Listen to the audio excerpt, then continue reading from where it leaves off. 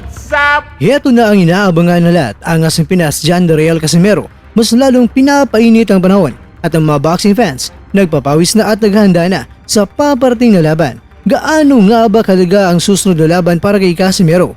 Coach Jason, may binunyag sa inaabangang bakbakan nina Casimero at ang monster ng Japan na si Naoya Inoue. Mark Magnifico Magsayo excited na sa paparating na laban ngayong buwan ng Enero. Ito po ang mga nilalaman ng ating kwentuhan, kaya tara, kwentuhan na!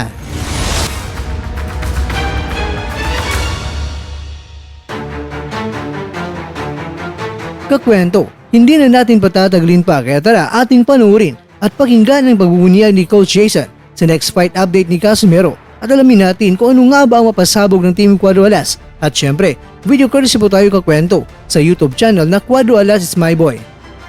Aywa, pag manalo tayo nito, di inuwi na.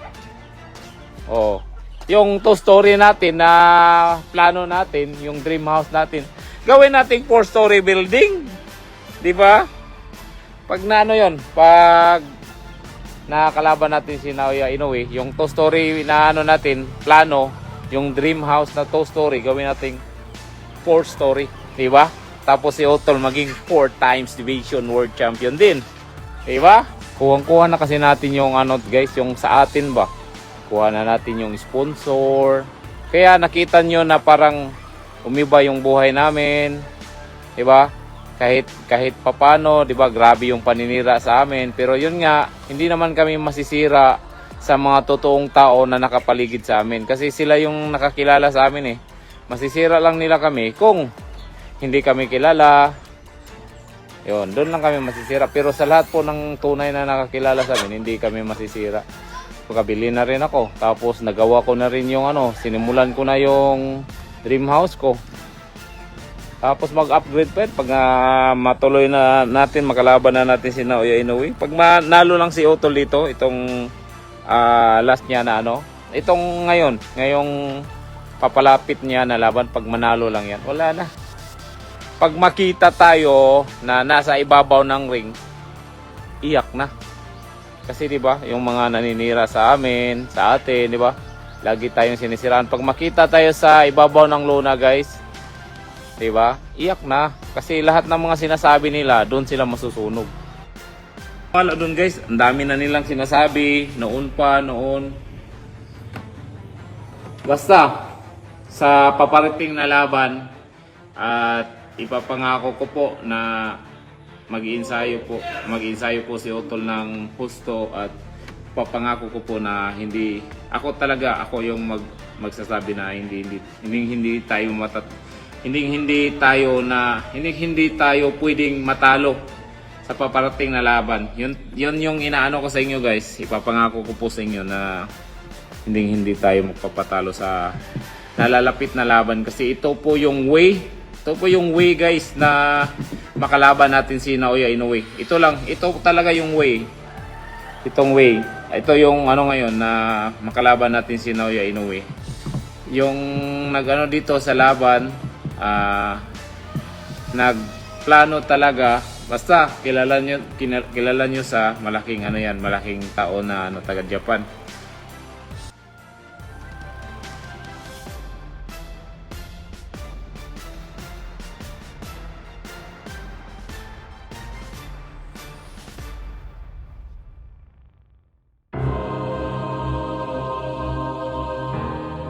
Mga kakwento, ayos, nasa rank number 6 na sa WBC Super Featherweight World Rankings itong si Magsayo at sobrang excited na sa paparating na laban ngayong Hunyo. Kaya naman, Mark Magnifico Magsayo, good luck sa susunod na laban mo. Magnifico, let's go! Ibandera mo muli ang husay at galing ng mga mandirigmang mga Pilipino.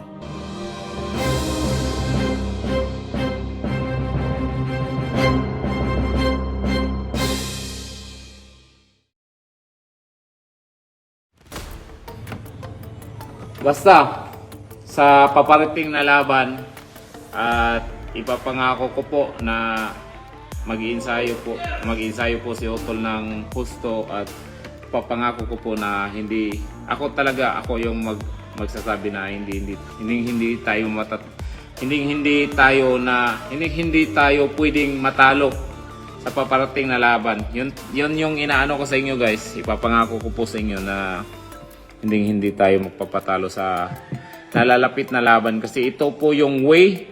Ito po yung way guys na makalaban natin si Naoya Inoue. Ito talaga yung way. Itong way. Ito yung ano ngayon na makalaban natin si Naoya Inoue. Yung nagano dito sa laban, nagplano talaga. Basta kilala nyo sa malaking tao na taga Japan. Na naglaway sa 10% karon, patay 10%. Diba? Pag manalo tayo nito, di Inoue na.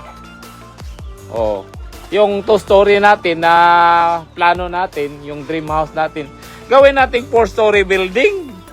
Di ba? Pag pag nakakalaban natin si Naoya Inoue, yung 2-story na natin, plano, yung dream house na 2-story, gawin nating 4-story. Diba? Tapos si Otol maging 4 times division world champion din. Diba?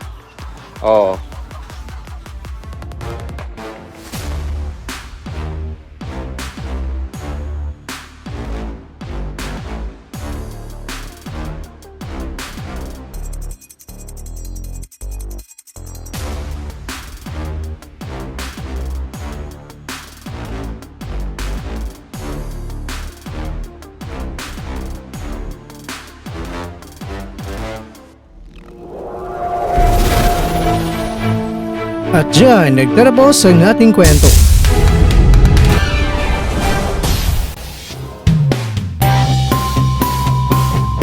Maraming salamat mga kakwento sa inyong panunod. Pero baka naman mga kwento ay nagustuhan niyo po ang kwento natin ngayon. Baka pwede niyo po akong mabigyan dyan ng like, subscribe at pa-click na rin sa bell button. Pero bago tayo matapos mga kwento ay syempre, shoutout po muna tayo dyan sa ating mga kakwento. Kay kakwentong Bad Brain, kay kakwentong What Sports Aronica, kay kakwentong Agustin Bakod, at ikaw kakwentong nanonood ngayon, shoutout siya dyan. Bueno, hanggang dito lang po muna ang ating kwentuhan at abangan nyo lang po ka rin susunod na video. At dito lang po yan sa isang channel na kung saan maaaring ito'y mga kwentong di pa na kwento sa inyo.